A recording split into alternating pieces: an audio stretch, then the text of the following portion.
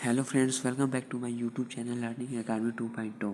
तो आज की इस वीडियो में हम बिहार बोर्ड के क्लास 10th का इतिहास में लेसन 1 का दीर्घ क्वेश्चन आंसर करेंगे, जो कि क्वेश्चन नंबर है 4। जुलाई 1830 की क्रांति का विवरण देना है। इस वीडियो में हम इसका उत्तर पूरा जानेंगे अच्छे से। तो चलिए इसका उत्तर जानते हैं।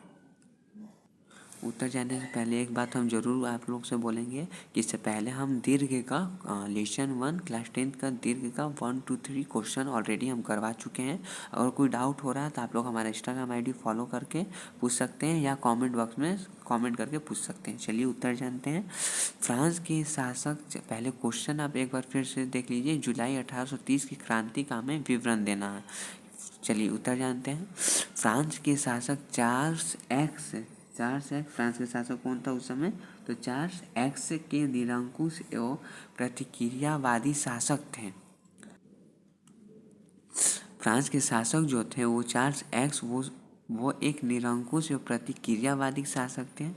इनके काल में इसका प्रधानमंत्री पोलिगनेक ने लुई 18वें द्वारा स्थापित समान नागरिक संहिता के स्थान पर शक्तिशाली अभिजात्य वर्ग के स्थापना की तथा इस वर्ग को विशेष अधिकार प्रदान किया।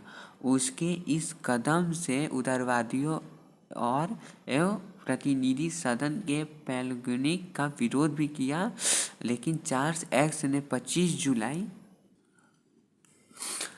जुलाई 1830 ईस्वी को 4 अध्यादेशों द्वारा उदारवादियों को 25 जुलाई 1830 ईस्वी को 4 अध्यादेश द्वारा उदारवादियों को दबाने का प्रयास किया, लेकिन इस अध्यादेश के खिलाफ पेरिस में क्रांति की लहर दौड़ गई और तथा फ्रांस में गृह युद्ध मतलब घर युद्ध आरंभ हो गया।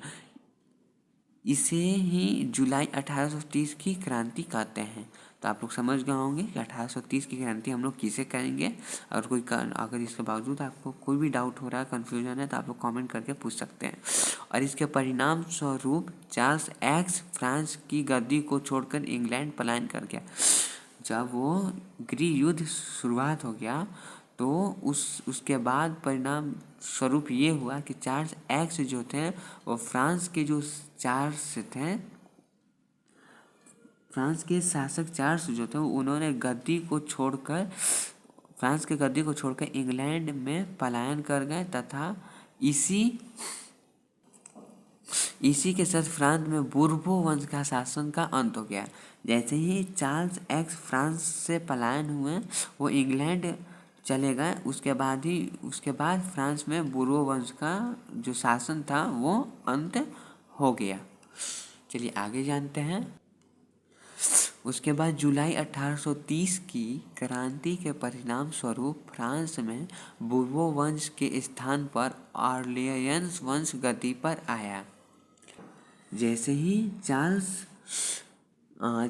एक्स इंग्लैंड में पलायन कर गए, जब बुर्बो वंश का शासन था वो अंत हो गया। उसके बाद 1830 की क्रांति के परिणाम स्वरूप मतलब जो क्रांति हुआ 1830 में, उसके बाद जब बुर्बो वंश के खत्म हो गया उसके स्थान पर मतलब बुर्बो वंश के स्थान पर ऑर्लियंस वंश, कौन सा वंश आया बुर्बो वंश के बाद? ऑर्लियंस वंश, ये सब आपको याद रखना है, गद्दी पर आया। बुर्बो वंश के बाद ऑर्लियंस वंश गद्दी पर आया। ऑर्लियंस वंश के शासक लुई फिलिप ने ऑर्लियंस वंश के शासक कौन था? लुई फिलिप ने उदारवादियों, पत्रकारों के साथ तथा पेरिस के जनता के साथ के समर्थन से सत्ता प्राप्त की। मतलब ऑर्लियंस वंश के जो शासक लुई फिलिप थे वो उदारवादी, पत्रकार, ये दोनों तथा पेरिस के जितने जनता थे वो तीनों को मिलाकर उनका समर्थन प्राप्त किए। उसके बाद सत्ता उन्होंने प्राप्त कर उनकी नीतियां उदारवादियों के समर्थन में संवैधानिक रूप से गणतंत्र की स्थापना करनी थी। ठीक है, और हुआ भी।